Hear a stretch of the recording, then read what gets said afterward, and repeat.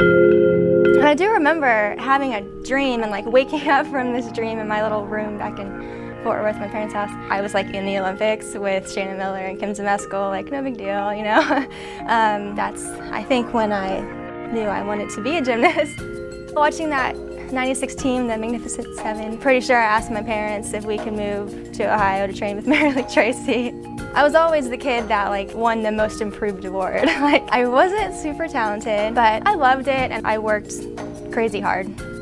Just finished our level 9 season. I was vaulting one day. This was back before the table vaults. Makes it sound really old. So I was doing a souk and I kind of like missed one of my hands and did half a backflip, landed on my head. Yeah, that was really scary. You know, I think every gymnast's fear is like having a serious injury like that, and paralyzing themselves. And I know that was my biggest fear.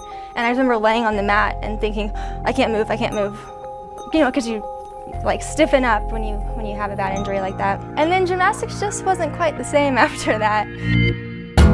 After gymnastics, my pole vaulting career had kind of taken off. It wasn't my first love, but you know, I was super fortunate to be able to compete for the University of Texas. That was awesome. My boyfriend at the time, who is now my husband, his best friend was Mark Floriani. In 2007, we had just started Flow Sports.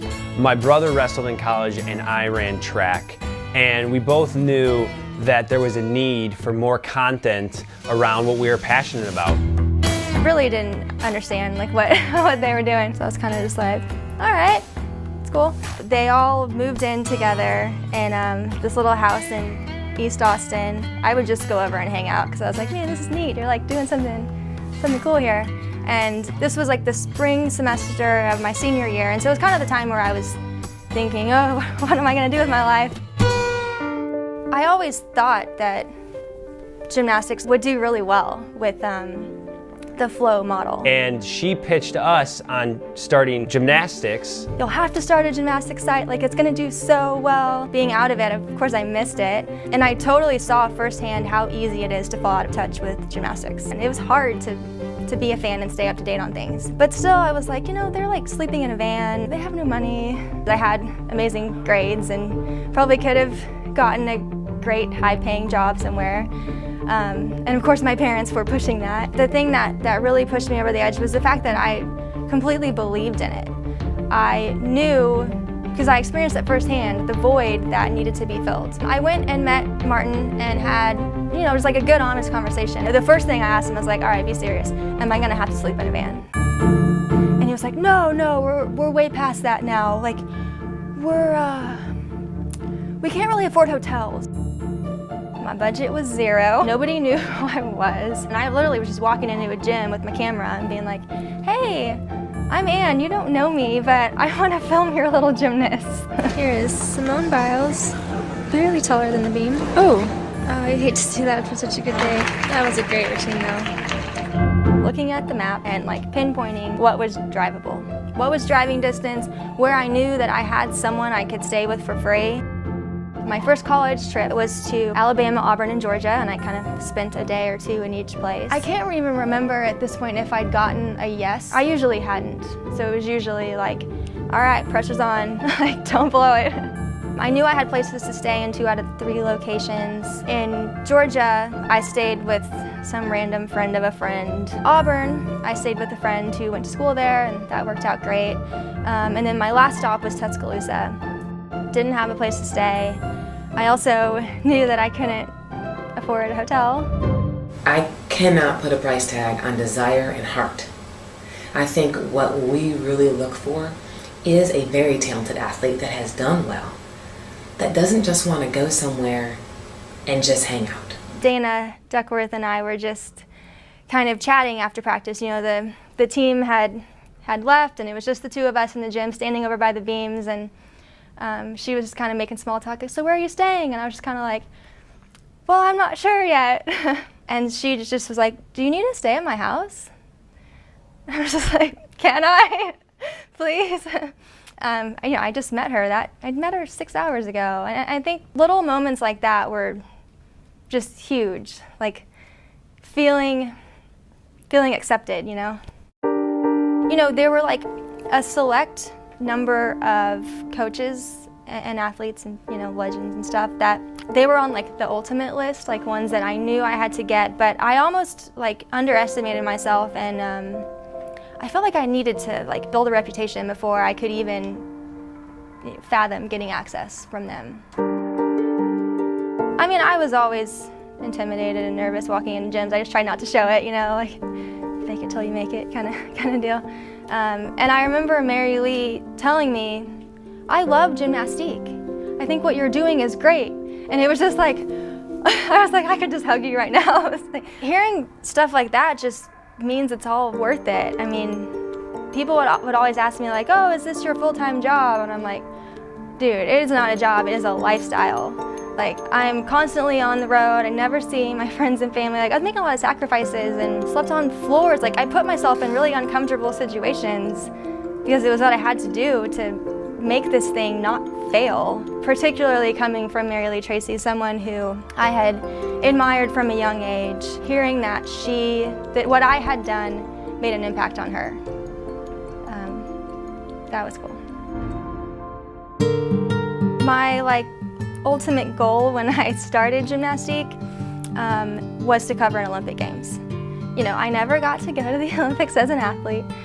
It was obviously the dream, you know, as a gymnast, but I knew that I had a shot if I did everything right, paid my dues more or less, that I could cover the Olympics for gymnastics through gymnastics. And we ended up getting one credential for the whole company, and they ended up giving it to me. I actually flew to London on July 23rd, 2012, the 4-year anniversary of the site. Look at how far I've come. Oh my God, that's the Olympic arena and I'm here, like I am here. You know, I had the credential around my neck and I was like, man, I belonged there. Like, I didn't have to sneak my way in or talk some dude into letting me through the door. Just, dang, like that's pretty legit.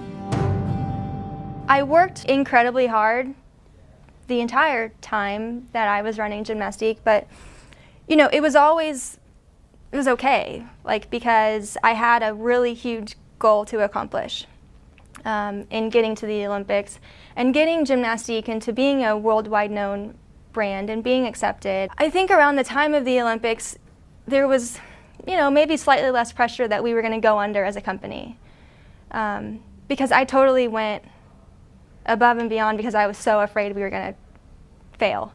Yeah, I felt like an athlete that had trained all 4 years for this thing. And I was done, and I needed a break. I was afraid to walk away because if I left, there was no one there to fight for the site, to keep it going. Like, we just didn't have the right person in place to take it to the next level.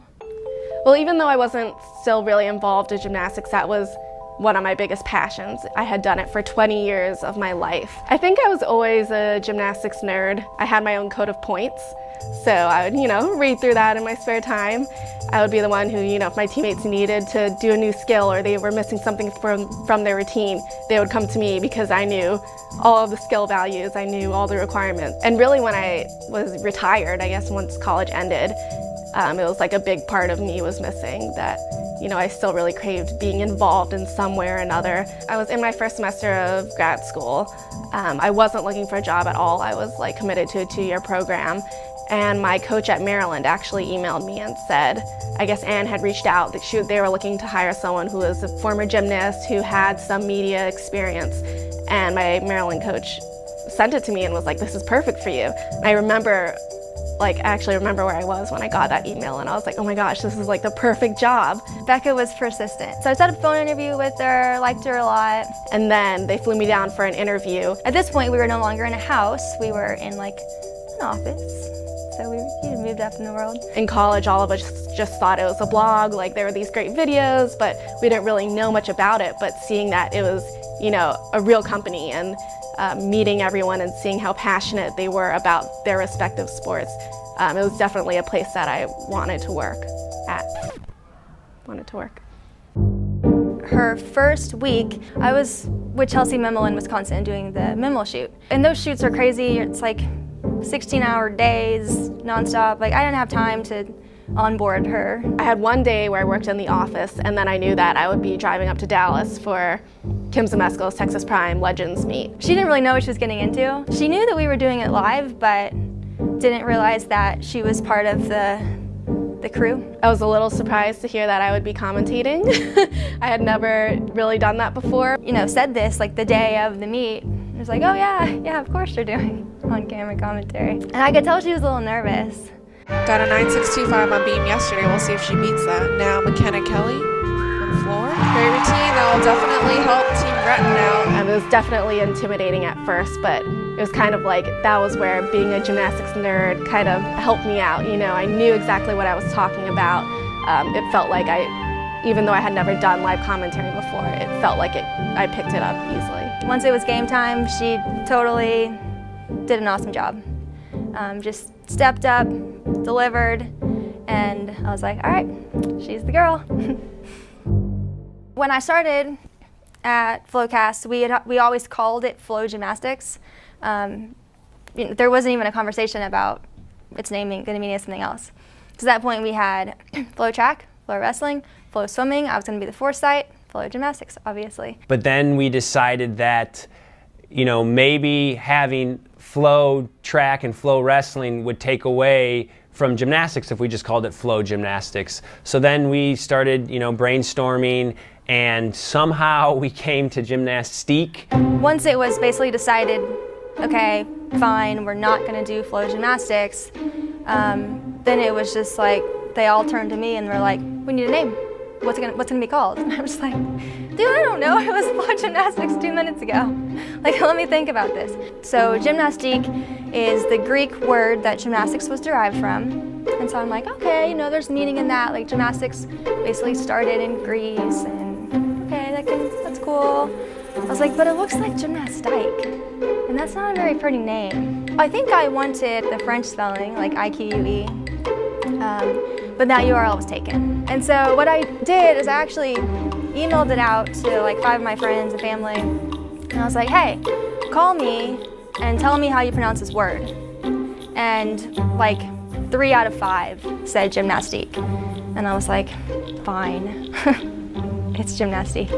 I've had several people ask me before I worked here and since what the name actually is or how it's pronounced. Even back in college, I had a friend that was on my gymnastics team, and this was just last year, and we were watching a live meet. She was like, I need to go get my gymnastique thing renewed or something. Man, the worst time, so I was interviewing Michaela Maroney around the Olympics, sometime around then, and at the end of the interview, she goes, thanks, Ann, I love gymnastique.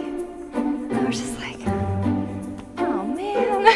but I've even heard gymnasticky. So there's definitely a confusion on how to say gymnastique. I think it's great, you know, finally transitioning into FloGymnastics. And I think it's kind of like a celebration of where gymnastique has come from. You know, it's always been part of Flow. It completely grew with Flow. And, you know, it's almost like we've been engaged the whole time, and now we're just like making it official. The landscape of gymnastics and being a fan of gymnastics has changed considerably. You really had to wait 4 years, wait for the Olympics to come around to see high quality gymnastics on TV. But now you can go on the internet and there are thousands of videos. A lot of my motivation too was being able to celebrate the athletes. Like, you know, they're putting in so much time and giving so much of themselves to training, and they'll maybe make like, I don't know, the New York Times, and they'll call the beam the bars, and it's just like standard, you know? One story that I do remember that really proved that, you know, what we were doing was making a big difference. So y'all know Lamencia Hall. When she was a club gymnast, she trained at Texas Dreams, and she was part of the level 10 program there, and I did a lot of coverage of her, and her like dream was to go to Alabama, and she kind of got snubbed by Alabama. And so she was later in her recruiting process and didn't have a school yet. And Dee Dee Bro at LSU actually saw the videos that I was doing and recruited her. And I didn't know any of this until her parents came up to me at a meet, and they were just like, Ann, we have to thank you. You got our daughter a scholarship. And I was just like, what? That's awesome. When I left my position at Gymnastique, I've heard a lot of of rumors. I've heard that I sold the company and I now live on a beach. Well, that would be awesome, but that's not what happened. But I still work here. I do. Actually, the new website that's going to be coming out with the launch of FloGymnastics, my team and I designed that. I'm really excited for the transition to FloGymnastics. We're not really changing anything we're doing. I'm still going to be doing the same kind of content, still going to be covering meets, doing interviews, getting to do all the stuff that I love, but it's just going to be under a different name and with a different website that sounds like it's going to be phenomenal. So even though the name is changing, it's still going to be the same people, it's still us here doing the same content, just now we have the resources to make it bigger and even better. Even though I'm no longer personally covering gymnastics, I'm definitely the #1 fan of the site, and I'm super pumped about the future and the team that we have in place to take this thing to the next level.